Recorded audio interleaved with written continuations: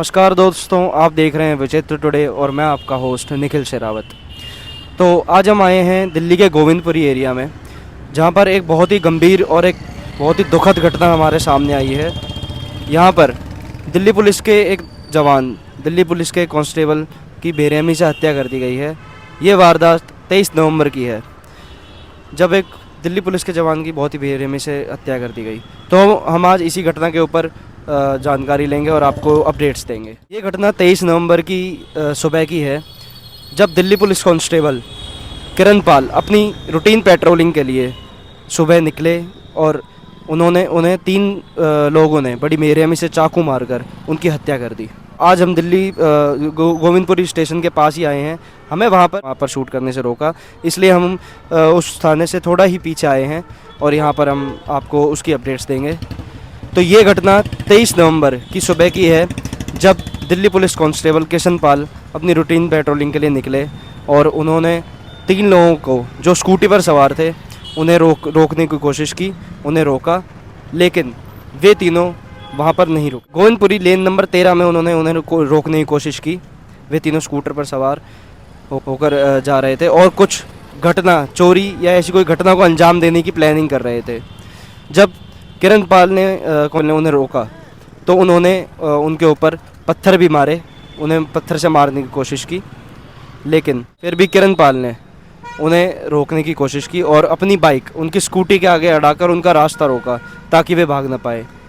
और फिर किरण पाल ने उनकी स्कूटी की चाबी भी निकाल ली ताकि वे फरार ना हो पाए। ये देखकर उन तीनों में से एक ने चाकू निकाला और बड़ी ही बेरहमी से किशन पाल पर वार करना शुरू किया, जिसमें उनके पेट और सीने पर बड़ी ही गहरी चाकू के वार किए गए और बड़ी ही गहरी उन्हें चोटें आई। दिल्ली पुलिस इस घटना के बाद तुरंत एक्शन में आई और उनमें से 2 युवकों को गिरफ्तार कर लिया गया है, जिसमें से एक का नाम दीपक मैक्स बताया जा रहा है और वो एक 20 साल का युवक है।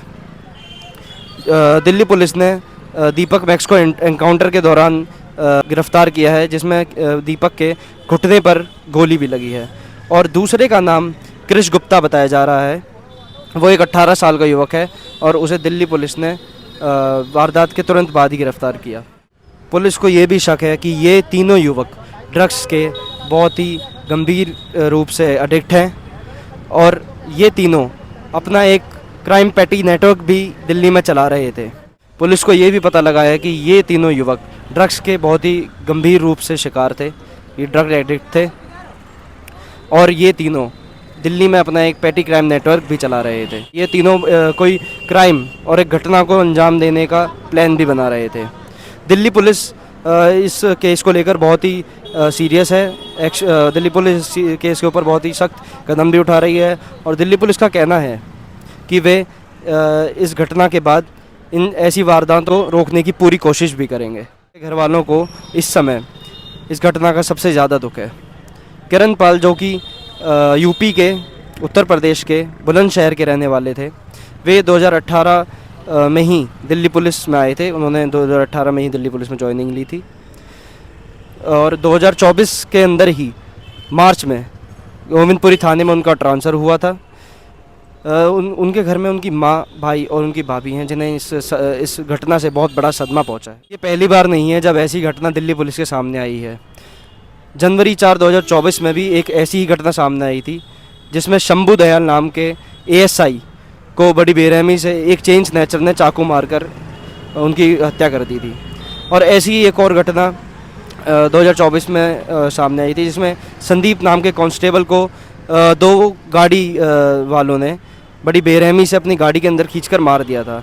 वे दोनों युवक अपनी गाड़ी में पब्लिक प्लेस में ड्रिंक कर रहे थे और जैसे ही संदीप ने उन्हें रोकने की कोशिश की, उन दोनों ने उन्हें गाड़ी के अंदर खींचा और उनकी हत्या कर दी। इसके बाद union home minister Amit Shah ने बड़े सीनियर्स ऑफिशियल्स के साथ एक मीटिंग बिठाई, जिसमें उन्होंने इस घटना के ऊपर बहुत दुख जताया और दिल्ली पुलिस को ऐसी और घटनाओं से निपटने के लिए सख्त से सख्त कदम उठाने की सलाह दी।